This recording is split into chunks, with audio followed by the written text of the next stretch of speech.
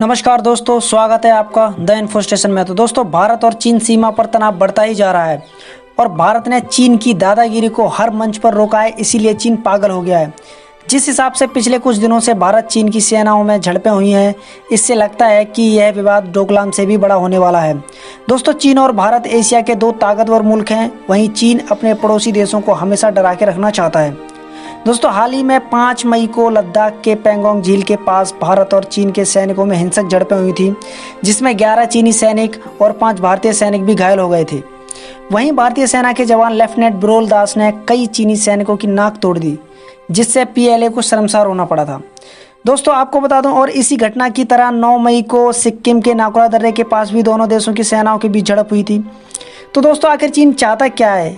अकेले चीन ने पूरी दुनिया को इस तरह से बर्बाद किया है और इस पूरी दुनिया को इतना परेशान किया है कि जिससे आप अंदाज़ा नहीं लगा सकते।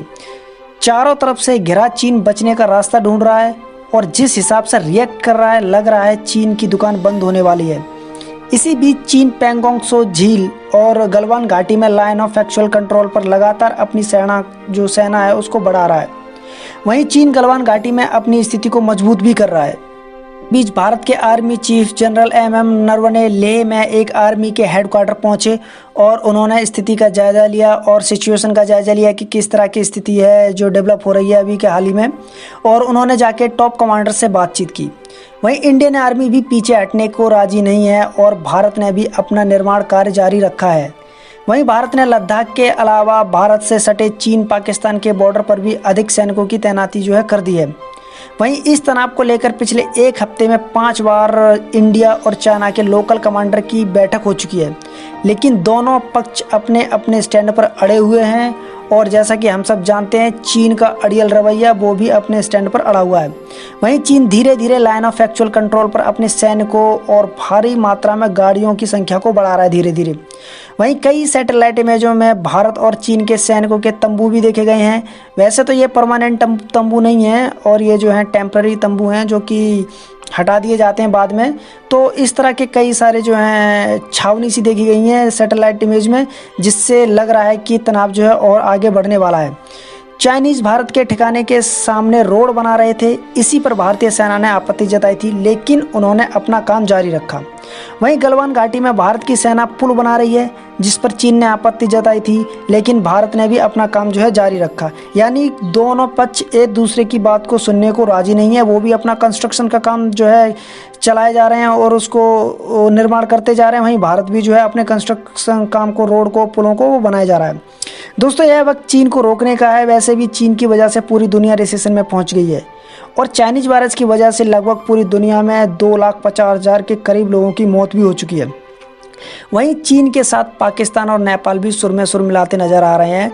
हाल ही में आपने कई मीडिया रिपोर्ट्स में पढ़ा होगा आपने न्यूज़ चैनल्स में, न्यूज़पेपर में, कि चीन और पाकिस्तान और उसके अलावा नेपाल भी आए दिन एंटी इंडिया कमेंट करते जा रहा है।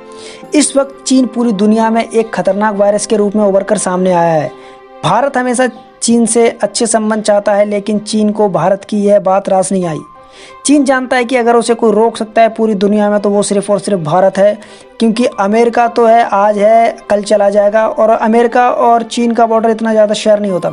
लेकिन भारत का हमेशा कॉन्फ्रंटेशन चलता रहता है चीन और इंडिया के बीच में। तो उसको सबसे ज़्यादा डर चाइना को, वो इंडिया से है। जिस हिसाब से चीन से बड़ी कंपनियों का पलायन हो रहा है, इससे चीन बहुत बुरी तरह से बौखला गया है। चीन की विस्तारवादी नीति का शिकार बहुत सारे कई देश हुए हैं, उसके कई पड़ोसी देश हुए हैं, उसमें से भारत भी शामिल है। जब चीन ने 1962 की जंग में भारत का एक बहुत बड़ा हिस्सा अपने अंदर कब्जा लिया था। और आपको मैं बता देना चाहूँगा, वहीं वह अंतर्राष्ट्रीय कानून को ताक पर रखकर पूरे साउथ चाइना सी को अपने बाप की जागीर समझता है। इस वक्त चीन बहुत बड़े दबाव में है। अगर चीन ने भारत से जरा भी उलझने की कोशिश की तो उसको बर्बाद होने से कोई नहीं बचा पाएगा। इस वक्त पूरी दुनिया चीन के खिलाफ है और भारत को इस चीज़ का फ़ायदा उठाना चाहिए। अभी के हाल में भारत चीन से कई गुना ज़्यादा मजबूत स्थिति में है, क्योंकि जो बॉर्डर एरिया है, जो चाइना का इलाका है, उधर बहुत ज़्यादा माउंटेन्स हैं, बहुत ज़्यादा पहाड़ी इलाका है और नदियां हैं वहाँ पर छोटी छोटी। तो वहाँ पे इतना आसान नहीं है रुकना ज़्यादा दिनों तक।